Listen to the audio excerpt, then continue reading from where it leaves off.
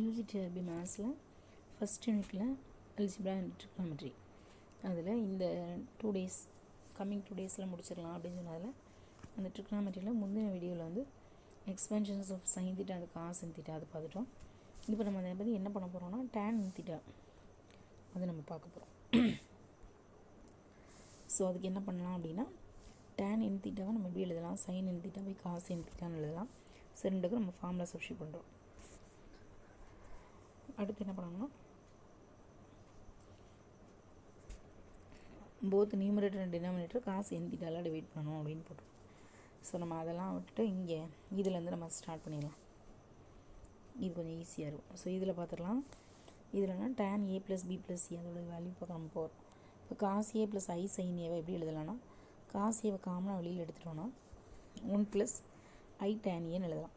இது எப்படின்னா இப்போ நம்ம காஸ் ஏவை காமனாக எடுத்துட்டோன்னா என்ன இருக்கும், 1 ப்ளஸ் ஐ இங்கே சைன் ஏ தான் இருக்குது, காசே இல்லை, பட் வெளியில் எடுத்துருக்கோம். அதனால் என்ன பண்ணலாம், பை காசே போட்டோன்னா கரெக்டாக போயிடும். ஸோ இந்த சைனே பை காசியை தான் இங்கே டேனியன்னு எழுதிட்டாங்க. புரிஞ்சிருக்கும்னு நினைக்கிறேன். இதே மாதிரி காஸ் பி எழுதிக்கலாம், காஸ் பி ப்ளஸ் ஐ சைன் பி. அதே மாதிரி காஸ் சி ப்ளஸ் ஐ சைன் சி எழுதுகிறோம். எழுதிட்டு நெக்ஸ்ட் என்ன பண்ணுறோன்னா இந்த லெஃப்ட் ஹேண்ட் சைடு இருக்குல்ல, இந்த 3ஐயும் மல்டிப்ளை பண்ணுறோம். அதே மாதிரி இப்போ இங்கே ரைட் ஹேண்ட் சைடில் இருக்கிறது எல்லாத்தையும் என்ன செய்வோம், மல்டிப்ளை பண்ணுவோம். அப்படி மல்டிப்ளை பண்ணும்போது எல்லாமே cos C into cos B into cos C வரும். ரிமைனிங் வந்து 1 plus i tan A into 1 plus i tan B plus 1/1 plus i tan C. இப்படியே நம்ம எத்தனை டேர்ம்னாலும் எழுதிக்கலாம். சப்போஸ் இங்கே டி இருந்துச்சுன்னா இங்கே இன்னொரு டேர்ம் வரும், இங்கேயும் இன்னொரு டேர்ம் வரும். இது மாதிரி நம்ம எவ்வளோ டேர்ம்ஸ்னாலும் எழுதிக்கலாம். இதுதான் டேன் அண்ட் தீட்டாவோட எக்ஸ்பென்ஷன்.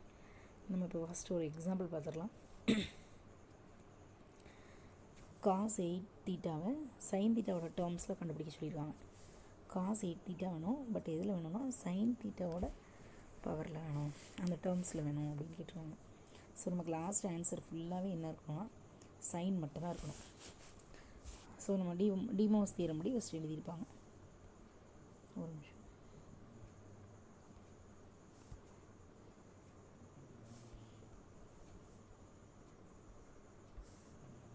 இப்போ நம்ம இதில் பார்த்தோன்னா டிமோஸ் தியரம் இருக்குல்ல, அதை யூஸ் பண்ணி இங்கே இருக்குது பாருங்கள், காஸ் 8 தீட்டா ப்ளஸ் ஐ சைன் 8 தீட்டா. இதை நம்ம எழுதணும்னா என்ன எழுதுவோம், காஸ் 8 தீட்டா ப்ளஸ் ஐ சைன் தீட்டாவோட ஹோல் டு த பவர் 8 அப்படின்னு எழுதுவோம். அது ஆக்சுவலாக இதில் 8 வராது. என்ன இருக்கும் அப்படின்னா cos theta plus I sine theta whole to the power 8. இங்கே இருக்கிற 8 இங்கே வந்து பவரில் வந்துடும். ஸோ அதுபடி நம்ம எழுதிட்டோம்னா அடுத்து நம்ம ஃபார்முலா எழுத போகிறோம். ஃபார்முலா என்ன வரும், ஃபஸ்ட்டு வந்து cos to the power n theta, நமக்கு என்னங்கிற பிளேஸில் இங்கே என்ன இருக்குது 8. அடுத்து NC1 நமக்கு 8C1. அடுத்து காஸ் N-1 என்னது 8 - 1 7. இங்கே 7 இருக்குது, ஆனால் நமக்கு டோட்டலாக 8 வரணும், அதனால் இங்கே ஒரு சைன் தீட்டா போடுறோம். அடுத்து எழுதணும்னா 8C2 காஸ் இங்கே N-1 போட்டோம், அடுத்து N-2 அப்போ 6 தீட்டா. இங்கே சைன் தீட்டா வரதுனால அடுத்து என்ன வரும், சைன் ஸ்கொயர் தீட்டா. இதே மாதிரி ஃபுல்லாக என்ன செஞ்சுக்கலாம், எழுதிக்கலாம். ஆனால் நான் உங்களுக்கு சைன் தீட்டான்னு போட்டிருக்கேன். ஆக்சுவலாக இங்கே என்ன வரும்னா ஐ சைன் தீட்டா வரும், இங்கே ஐ சைன் தீட்டா ஹோல் ஸ்கொயர் வரும். சரியா, நான் ஐயை விட்டுட்டு சொல்லியிருக்கேன், ஐயும் சேர்த்து நம்ம என்ன செய்யணும் அது எழுதணும். மேலே கரெக்டாக எழுதியிருப்பாங்க, நான் எப்படி எழுதணுங்கிறதுக்காக மட்டும் சொல்லியிருக்கேன். திருப்பி நான் சொல்லிடுறேன். காஸ் பவர் என் தீட்டா அப்போ 8 தீட்டா வந்துடும். ப்ளஸ் அடுத்த term NC1 cos to the power N-1னா 8 - 1 7 தீட்டா.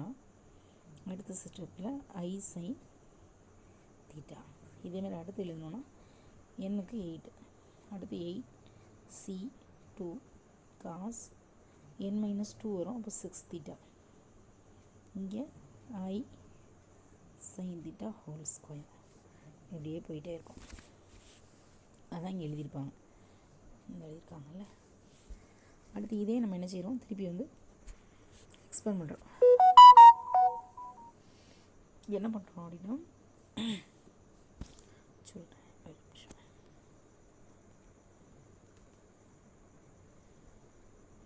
நம்ம என்ன செய்வோம்னா, இப்போ நம்ம already real part imaginary part தனித்தனியாக பிரித்தோம்ல, அந்த மாதிரி பிரிக்கும்போது ரியல் பார்ட் எதுலலாம் வரும், இந்த காஸ்ட் பவர் 8 தீட்டா ரியல் பார்ட்டில் வந்துடும். அடுத்து I ஸ்கொயர் இருக்குது ரியல் பார்ட்டில் வந்துடும். I⁴ இருக்குது ரியல் பார்ட்டில் வரும். I⁴ இருக்குது ரியல் பார்ட். ரிமைனிங் எல்லாம் எங்கே வந்துடும்னா இமேஜினரி பார்ட். அப்போது காஸ்ட் பவர் 8 தீட்டா நான் கரெக்ட் இந்த எழுதியிருக்காங்களா. அடுத்து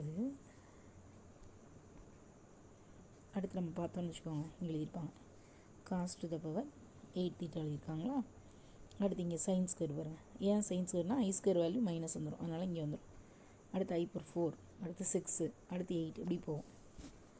அப்புறம் இமேஜினரி வேல்யூ எழுதணும்ல, இமேஜினரி பார்ட் அது எதெல்லாம் வரும்னா,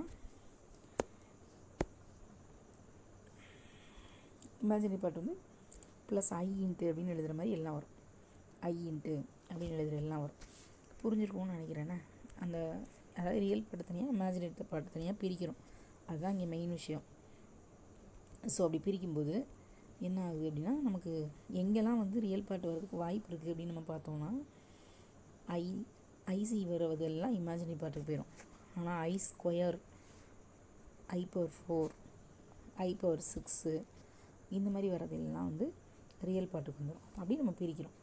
அப்படி பிரிக்கும்போது லாஸ்ட்டில் என்ன செய்யலாம்னா, ரியல் பார்ட் தனியாக இமேஜினரி பார்ட் தனியாக எடுத்து எழுதணுன்னா இந்த மாதிரி நமக்கு ஒரு டேர்ம் கிடைக்குது. இதில் ஃபஸ்ட்டு ரியல் பார்ட்டை நம்ம என்ன செய்கிறோம், ஈக்குவேட் பண்ணுறோம். ஏன் நமக்கு இமேஜினரி பார்ட் வேண்டாம் அப்படின்னா, நம்ம கேட்டிருக்கிறது காசு 8 தீட்டா தான். சைன் 8 தீட்டா கேட்டாங்கன்னா நம்ம இமேஜினரி பார்க்கணும்.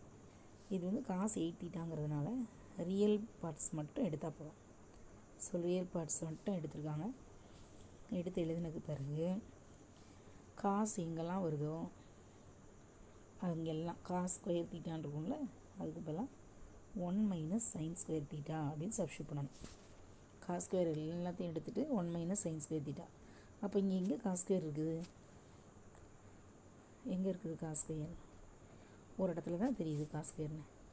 அப்போ என்ன பண்ணணும்னா, இருக்கிற காஸ் பவர் எல்லாத்தையும் ஸ்கொயர் ஃபார்மேட்டுக்கு ஃபஸ்ட்டு மாற்றணும். அப்போது இங்கே இருக்கிற காஸ் பவர் 8 அதை cos square theta whole power 4 அப்படி எழுதணும். அடுத்து இங்கே ஒரு காஸ் பவர் 6 இருக்குல்ல, அதை cos square theta whole cube அப்படின்னு எழுதணும். அடுத்து ஆல்ரெடி இங்கே ஒரு காஸ் பவர் 4 இருக்குது, அதை cos square theta whole square அப்படின்னு எழுதணும். இப்போ என்ன பண்ணலாம், எங்கெல்லாம் ஸ்கொயர் இருக்குதோ அங்கெல்லாம் 1 மைனஸ் சைன் ஸ்கொயர் தீட்டா எழுதிக்கலாம்.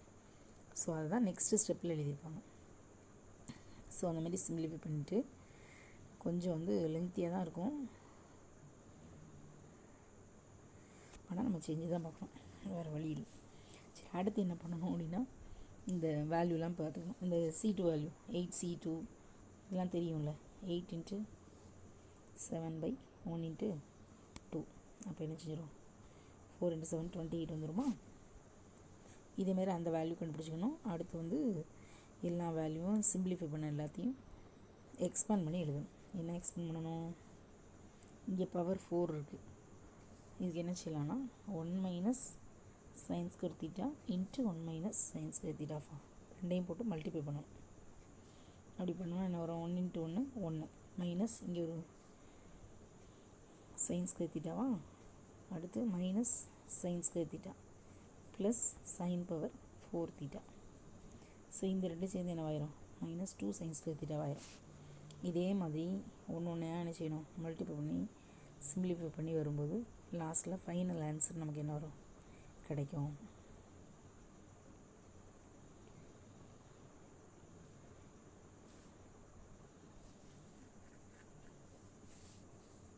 ஸோ லாஸ்ட்டில் என்ன ஆன்சர் வரும் அப்படின்னா, இதெல்லாம் சிம்பிளிஃபை பண்ணி எழுதணும், அவ்வளோதான். இங்கே இருக்குது 1 + 29 29, இங்கே 29 58 128 வரும்ல. So 128 sin to the power 8 theta. அடுத்து இங்கே எல்லாம் மைனஸ், ஸோ மைனஸ் 88 228 256 கரெக்டாக, 256 sin to the power 6 theta. அடுத்து plus 90 160 sin to the power 4 theta. next minus 32 sin square theta plus 1 into sin 0 sin to the power 0 வரும். So இப்போ எல்லா term பார்த்தோன்னா நமக்கு எதில் இருக்குது, சைனில் இருக்குது. இதே மாதிரி நெக்ஸ்ட் வேறு ப்ராப்ளம் பார்க்கலாம்.